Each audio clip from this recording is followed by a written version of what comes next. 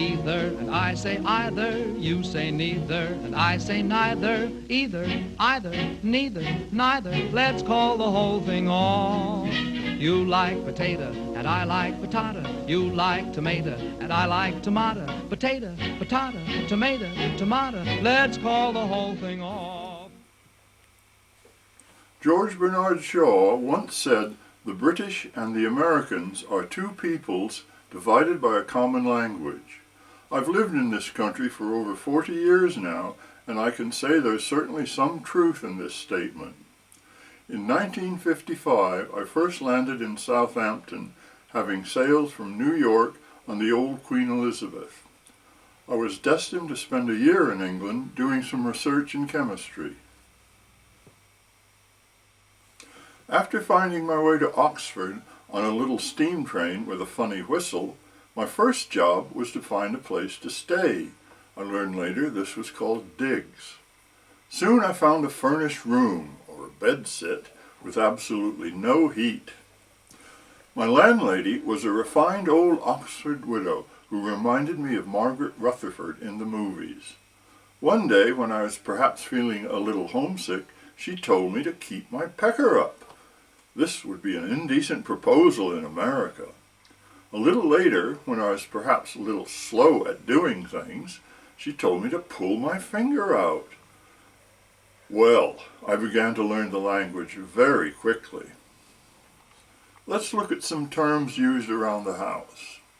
I find that water comes from a tap, not a faucet. Rubbish goes into a dustbin, not putting your garbage into a garbage can. If you order potato chips with your Big Mac, you'll get French fries. You should have ordered a packet of crisps. Water for your tea is heated on a cooker or hob, not on a stove. If you wanted a cookie with your tea, you should ask for a biscuit. If you really wanted a biscuit, you better ask for a scone. The list seems endless. And by the way, central heating still hadn't been invented. A month or two later, I bought myself a car. After the initial shock of driving on the wrong side of the road, I came upon a road sign saying "roundabout ahead." Well, this turned out to be a traffic circle.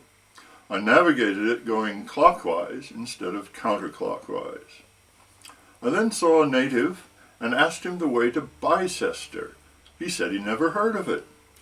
When I finally got there, I found they called it Bister. So when I saw a sign to Towcester, I knew they must call it Toaster.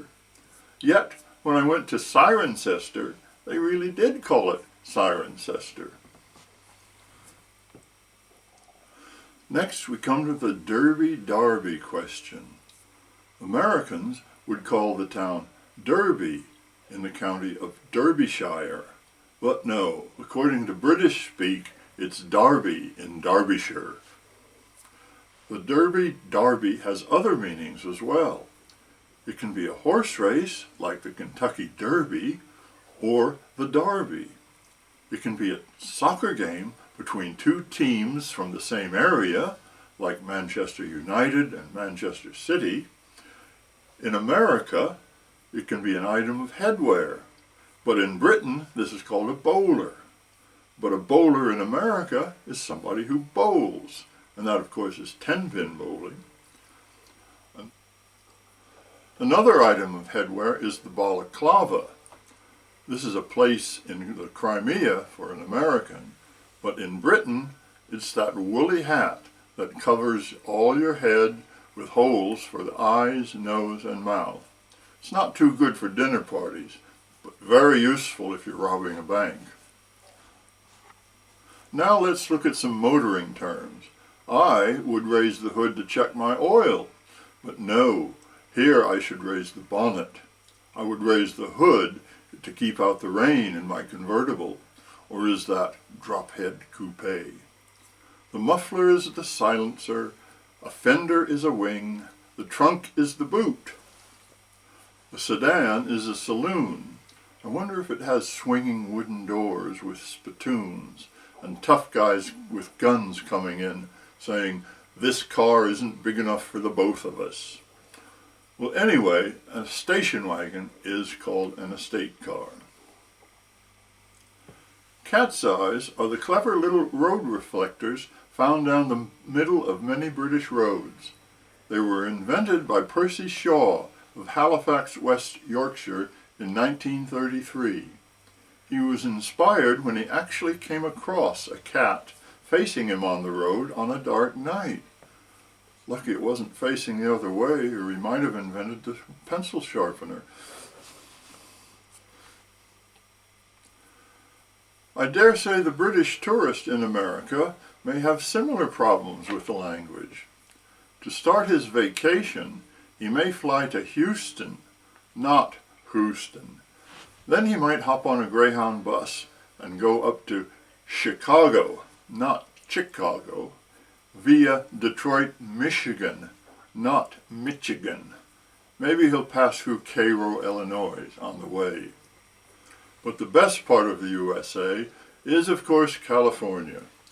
Getting there, he may stop at Yellowstone Park in Wyoming to see the geysers. There might be some old geezers looking at them as well. When he arrives in San Francisco, he will have some decisions to make. He may want to go north to Vallejo or south to San Jose. He might like to visit some old Spanish missions, like San Juan Bautista and San Juan Capistrano. He could even fish in the Paro River. Yosemite National Park attracts a lot of tourists. And from Los Angeles, he can drive down the coast through Mission Viejo, La Jolla, and even Cardiff by the Sea to reach San Diego.